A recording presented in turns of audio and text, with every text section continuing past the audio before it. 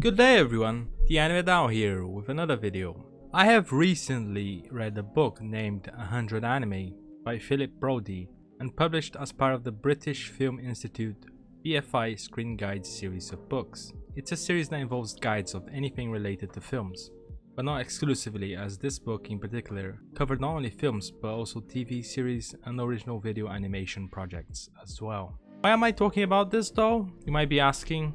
I was interested in talking about some of the series mentioned in this book. It's not a top 100, but a list of memorable and especially for the author series that emphasize the particular themes of Japanese storytelling as well as animation. The book is quite short, just short of 300 pages, so it does not spend too much time breaking down each and every work, which is fine since it is covering 100 works after all. I watched some of the works in the list recently and some I had already watched in the past. So I wanted to explore if these works really are as special as the author suggests.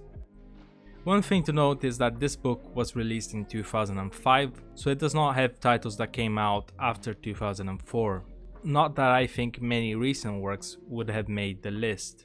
Before we get to the video, don't forget to subscribe, and without further ado, let's get into it.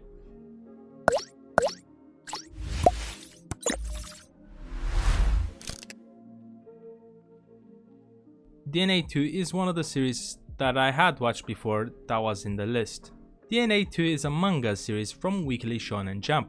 That was actually reasonably short. It ran in the early 90s and it was only 5 volumes long. Its anime adaptation aired soon after the series ended, in 1994, and it was worked on by Madhouse in a co-production with Studio Dean. Unlike most recent anime, it was only 12 episodes long. The staff working on it was not notable, and it is not exactly a standout work. In fact, of all Masakazu Katsura's work, like Z-Man, Video Girl Eye, it's probably one of the lesser well-known ones. So you might be asking yourself why this series that seems somewhat cheesy made its way in this book filled with all sorts of works with high critical acclaim. The main reason for this is that DNA 2, in its comical and perhaps even childish way, it plays off various romance comedy standards. In this series, the main character, Junta, is an unpopular boy at school, but little does he know that in the future, he'll be an infamous playboy whose hijinks leads to Earth's overpopulation. In hindsight, Japan already showed signs of demographic decline at the time this manga was created, but it does feel ironic that not just Japan, but other developed countries showed the opposite problem that drives the setting of this series. However, in order to stop Junta from causing this issue, Karin, an officer from the future, is tasked with shooting a special bullet to prevent the mega playboy gene manifesting in Junta. As you might have guessed by now, DNA 2 has quite a scientific subtext to its setting. Brophy describes the series as a high school biology class hijacked by teen comedy, and I think that matches the series perfectly. It mocks the dramatization of sexual attraction ever present in literature through the main character's response to arousal being actually to be nauseous. And the female character has a similar issue, but instead whenever she's in too close proximity to boys, she farts uncontrollably. It is a tongue-in-cheek subversion of romance stories. Karin, the female main character, who holds deeply rooted ideas of science and their association with love, believes in a sort of biological determinism. That attraction is enrooted into the very genetic makeup of the individual, case in point being the DNA of the playboy somehow being the factor that drives romantic interest. And this is a point taken by an antagonistic character, if you can call him that.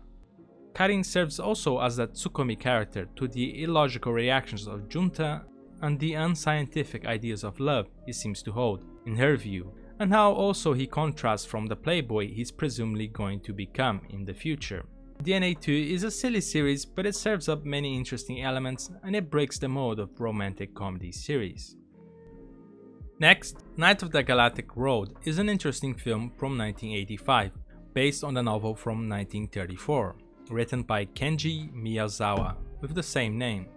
The original novel is held in high renown. In fact, the title of the novel might be familiar. You might know the classic manga Galaxy Express 999. The author Leiji Matsumoto was inspired by the novel and drew from it his main idea, so he paid his respect by referencing the novel in the title of his manga. However, we're not talking about the novel here. So why is this film featured in the book?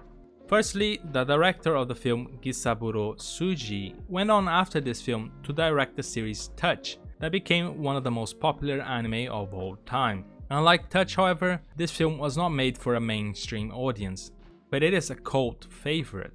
But why is that? The film focuses around Giovanni, a bluish kitten that takes care of his ill mother in the absence of his father, who works as a fisherman. The film starts off in the galaxy, but we soon find out that it is a teacher teaching about the galaxy to the class. In this astronomy class, Giovanni gets lost in his thoughts about the galaxy, and it is consequently picked on for his daydreaming. Campanella, one of his friends in the class, saves him from further embarrassment by drawing attention to himself. After class in the evening, a festival of stars is happening in the town, and Giovanni is urged by his mom to go see it with his friends. However, a few classmates tease him, so he leaves the ruckus of the festival and sits down alone on the hill. However, suddenly he's surprised as a peculiar train shows up out of nowhere, and Giovanni curiously boards it. Inside the train, he's soon joined by his friend Campanella, and the train sets off on a galactical journey. I can't touch too much on what happens after that, since it would spoil the story. However, as Philip Brophy highlights when he talks about this series, it is a series whose face is under a mask that has to be read through. The story is a mythical allegory, and it does not bother telling what is going on to the viewer, so it's up to them to grasp the meaning of the story. But the hint I can give you is that Miyazawa was a devout follower of Nichiren Buddhism, and his children's stories are known for their deep moral message. However, this hint only goes so far, as you might think some pieces are missing to truly grasp the story, and that might be the case as the novel was published incomplete, as the author died before fully completing it. I still find it fascinating, and I can see why it was included in this book. Next, The Fantastical Tales of Unico is an interesting title. It is perhaps one of Osamu Tezuka's more obscure works, if you can call it that. It still received animation projects, notably 2 feature films, with this one being the first. Unico was animated by Madhouse, a newly established studio at the time. It was the first feature film that it was in charge of animation production. Directing the series was Toshio Hirata, an experienced but not yet renowned director, whilst handling the writing was the experienced Masaki Tuji, known for his work on Astro Boy, Gegege no Kitaro, Cyborg 009, and many more. The film follows Unico, a small unicorn that finds himself separated from his family due to the fear of the gods. Why do the gods fear this cute little creature? It's not because of him, but because of his innate ability to bring happiness to the people around him. This raises jealousy amongst the gods, who feel they alone should be able to have that sort of power. Consequently, they condemn Unico to be taken to the Hill of Oblivion, and the one tasked with doing that is a being known as the West Wind. However, West Wind takes pity on the little Unico and takes him instead to another place, hoping he's not noticed by the gods. The story really begins with Unico getting dropped off on a seemingly uninhabited island, or so it seems. It does not take long for Unico to stumble into a strange statue. The statue is not really a statue, but a devil of solitude that is bothered by Unico's presence, so he sends out rays of lightning to drive Unico away, but ends up only caving the building and destroying himself. In the rubble of the statue, Unico finds a small devil that calls himself Belze and asks him to be his friend. The cheeky devil tries to take advantage of the naive Unico, but they eventually become friends. But Unico bringing happiness to another being catches the attention of the gods, and West Wind has to take Unico away from his newly made friend. Unico, like most of Osamu Tezuka's works, is heavily influenced by his love of Disney, especially when it comes to aesthetics. So this film replicates that style with Tezuka's storytelling that often focuses on social morals. Unico's kawaii aesthetic and child appeal might make it seem cloying and infantile, but explore deep themes in a way that censored child content of the West often fails to.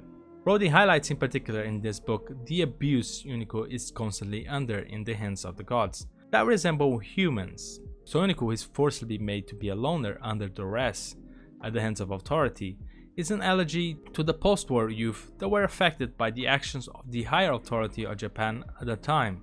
It seems outlandish, but the gods are whimsical, and Yuniko's purity represents an innate goodness that is undesired by the envious gods. So it's not that far-fetched to make those associations, especially as Tezuka was deeply anti-war. So I strongly recommend this film as well for anyone that is fond of these sort of stories. So that was the video, guys. I liked reading the book, and most of the anime featured in it are of great quality. I want to talk more about it in the future, but we'll see. But if you have any ideas, let me know down in the comments. Otherwise, don't forget to subscribe, and I'll catch you guys later.